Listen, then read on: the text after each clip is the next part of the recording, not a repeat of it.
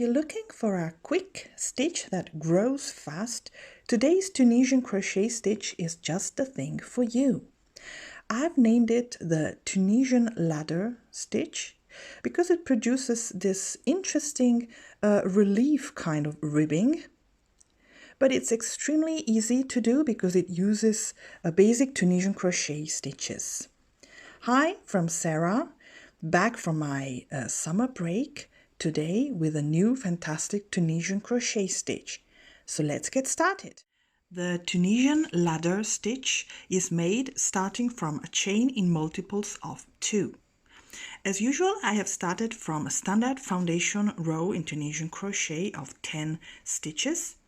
Remember, you can always find links to my basic techniques of Tunisian crochet, basic stitches, both in the links in the description below and in the top right hand corner of the screen. So we begin with a yarn over. Now remember, if the foundation row counts as row number 1, now I am beginning row number 2. Row number 2 is a single row, that is to say, after row number 2 we will start a repetition that is different than row number 2. Row number 2 is a sort of starting row for this stitch pattern, okay? So as I said, we start with a yarn over, then we insert the hook in the next stitch, in the next vertical bar, and make a Tunisian knit stitch. So this is the next vertical bar, this is the next stitch, and I need to go with my hook right between the front vertical bar and the back vertical bar of next stitch, as if for a Tunisian knit stitch. So I do this, yarn over, and pull through and drop a loop. Next, I will start making another knit stitch under the next vertical bar and between the vertical bar and the back bar of the next stitch, yarn over, pull through. But instead of leaving the loop on the hook, I will go through the loop of my previous knit stitch and make 2 knit stitches together, sort of. So I have drawn up one single loop from the next 2 stitches. But I still have 2 loops on the hook because I started with a yarn over, remember? And this is how we will proceed on this forward pass. Okay, so we will repeat this. Yarn over, make a knit stitch in the next stitch, then make another knit stitch in the next stitch, in the following stitch, but instead of leaving it being, we will go with it, with the loop just created, and make it go through the previous loop of the previous knit stitch and create one single loop from 2 knit stitches. You see? And this is how we will proceed. So again, yarn over, knit stitch, then another knit stitch, and we will sort of slip stitch as we do with a bind off, for example. So again, yarn over, knit stitch, another knit stitch, and then we'll slip stitch going through the loop of the previous stitch. We have approached the end of the forward pass, where we will make, as usual, our neat closing stitch, our border stitch, that is to say, we go with the hook both under the front vertical bar of that last border stitch and its back bar at the same time. Then, you see, then we yarn over, pull through and drop another loop. And if you count the loops on the hook now, you will count 10 loops. So the stitch count is perfect.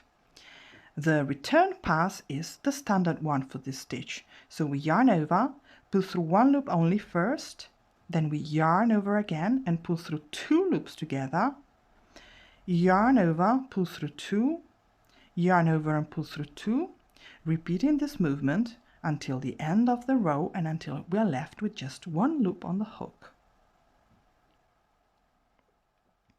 Here we go. So now we are going to start on row number 3, and this is the repetition you will make for the whole length of the pattern of the project you're making. So we start again with a yarn over, then we skip the yarn over a previous row below, which resulted in this small vertical bar. So if you see the pattern, you can see this big, let's call them vertical bars, these ones, these relief vertical bars, and then you can see the small vertical bars in between that were created with the yarn overs of previous row. We will skip those small vertical bars and insert the hook knitwise, so we will make a knit stitch under the big vertical bars, or between the front and back big vertical bars. Okay, and knit stitch.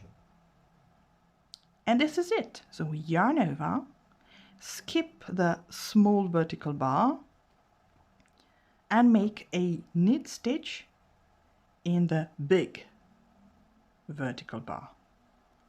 And this is how we will proceed. Yarn over, skip, knit stitch, yarn over, skip, knit stitch. Now we have already reached the end of our forward pass, where we will finish with a neat closing stitch as usual and return. Okay, so row number 4, we will repeat the same. So we start with a yarn over, skip the first small vertical bar and make a knit stitch in the big vertical bar.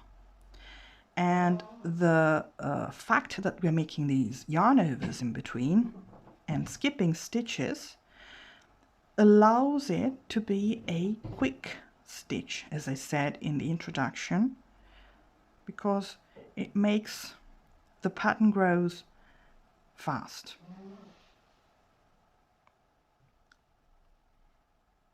Okay, and return.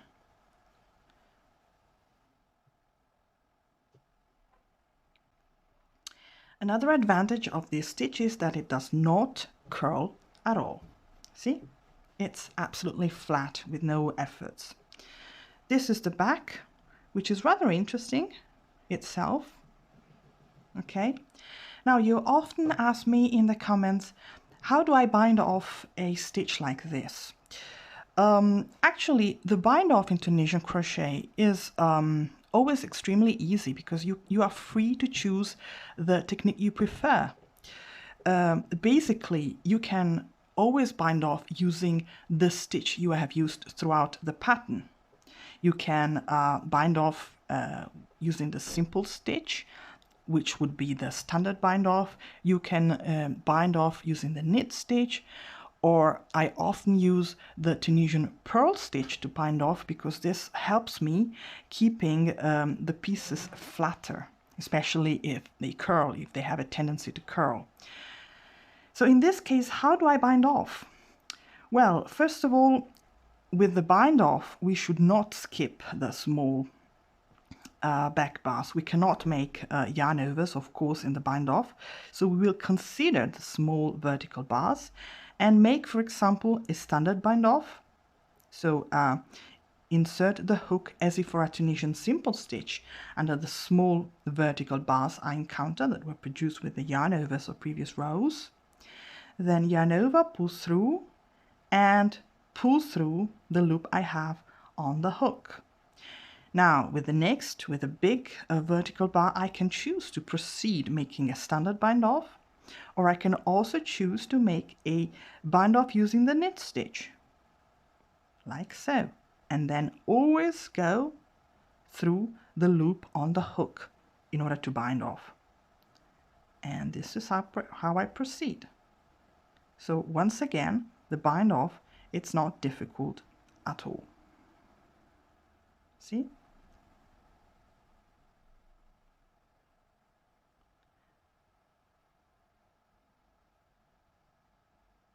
There you go. another one. And another thing I'd like to point out is never forget with the bind off the border stitch, which you can always do as a neat closing stitch, even for the bind off. So I insert the hook there, as I always do for a border stitch.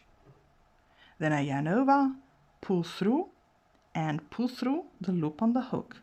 In this case, I have just made a perfect square closing stitch here, you see. And this is the sample. This is the stitch. You see the relief here. And this is it for today. Thank you for watching and see you next time. Bye bye.